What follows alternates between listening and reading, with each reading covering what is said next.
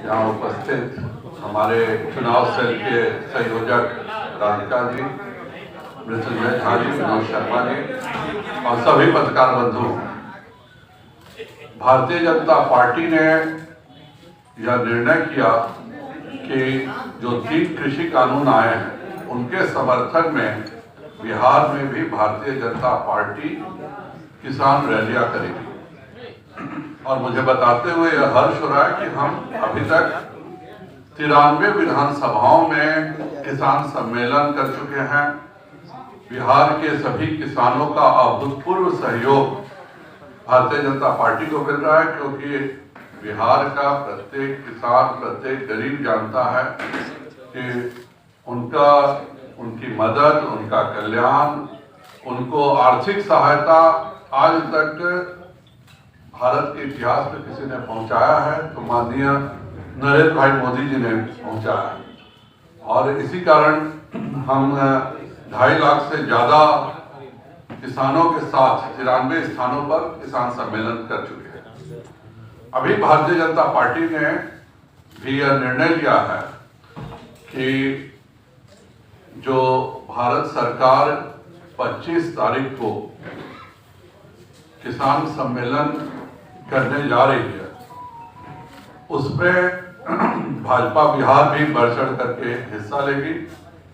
मैं बिहार सरकार का बहुत आभारी हूं कि बिहार के सभी कृषि विज्ञान केंद्रों में, किसान भवनों में माननीय प्रधानमंत्री जी का किसानों के साथ जो संबोधन है वह सब लाइव दिखाया जा रहा है।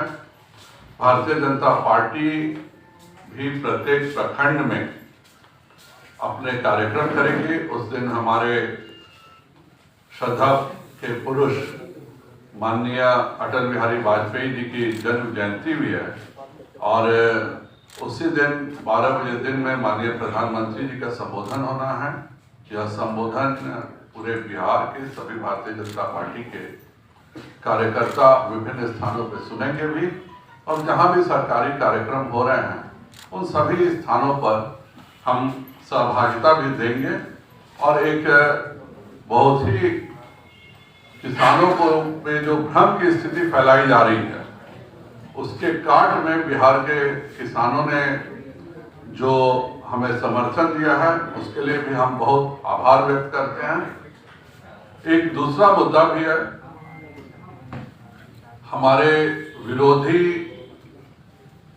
एक तो सबको पता है कि उनकी प्रकृति में ही अपराध है और इसमें कहीं कोई संशय और संदेह की बात नहीं है। 1990 से 2005 में जो कुछ भी हुआ है वह बिहार की जनता भूल नहीं सकती है, और उन्हीं चीजों पर आगे चलते हुए कुछ विचित्र स्थितियां उत्पन्न हो रही हैं। आज हम चुनाव आयोग से शिकायत करने जा रहे हैं। हमारे बिहार में नरकटिया विधानसभा के जो राजद के तथाकथित जीते हुए विधायक हैं, उन्होंने अपने अपराधों का ब्यौरा जनता से छुपाया है और उसका मैं अभी प्रेस रिलीज भी आपको दूंगा। और सबसे आश्चर्य की बात यह है कि उनकी पार्टी कहती है कि इन पर आपराधिक मुकदमे चल रहे हैं, पर वह अपने जनता को जो खुद उनको कहना है उसमें वह सीधे कह देते हैं कि मेरे ऊपर कोई आपराधिक मुकदमा नहीं चल रहा है।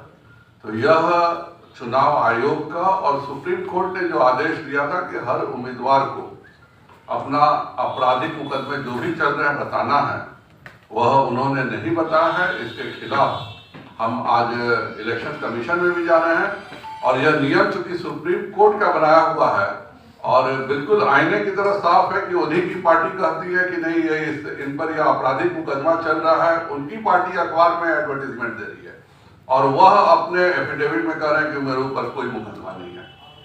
हमने पता भी किया, उनके ऊपर आपराधिक मुकदमा आज भी केस लंबित है। इसलिए मैं सुप्रीम कोर्ट से अनुरोध करूंगा कि वह स्वतः संज्ञान लेकर के नरकटिया विधायक के ऊपर कार्रवाई करे, और इसके लिए हम इलेक्शन कमीशन में भी जाएंगे और केस भी फाइल करेंगे। और यह इकलौता मामला नहीं है, इसी तरह का मामला बैकुंठपुर में भी देखा गया है और न जाने कितने अपराधियों को, एक तो सबके सामने है जो बलात्कार के अपराधी हैं, जो हत्या के अपराधी हैं, उन सबों को राजद ने टिकट दिया। पर ऐसे भी न जाने कितने उम्मीदवारों को टिकट दिया है जो आदतन अपराधी हैं, पर उन्होंने अपने अपराध की कहानियां, अपराध के जो उन्होंने किया है उसको उन्होंने छुपाया है। इसलिए आज हम इलेक्शन कमीशन में यह तो उदाहरण स्वरूप देने जा ही रहे हैं। आज 4 बजे का हमें इलेक्शन कमीशन में समय मिला है। माननीय हमारे महामंत्री सुशील जी, राधिका जी और SP Sanjay ji election commission में जाकर के यह आवेदन भी देंगे और हम इलेक्शन कमीशन से यह अनुरोध करते हैं कि वह स्वतः संज्ञान लेकर नरकटिया विधायक पर FIR करे और सुप्रीम कोर्ट भी स्वतः संज्ञान लेकर के उनके विधानसभा की